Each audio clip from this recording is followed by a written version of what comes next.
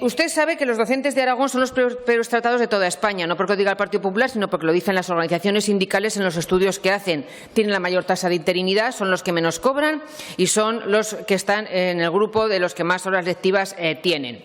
Y claro, como los sindicatos anunciaron movilizaciones para septiembre, usted les ofreció sentarse a negociar una reducción horaria.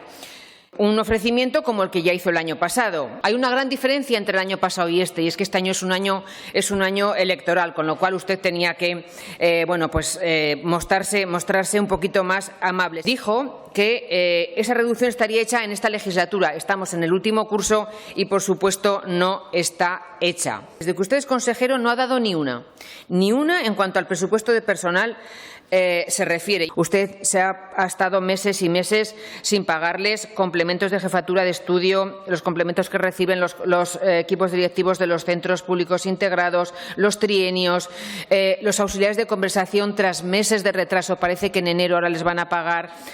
No ha pagado tribunales, retrasos en las itinerancias. No estamos hablando de calderillas, señor Fazi, para ellos es mucho dinero que, como digo, pues delatan que año tras año ustedes hacen mal las cuentas. Y usted tiene que responder o hacer que alguien responda por ello, y no lo está haciendo.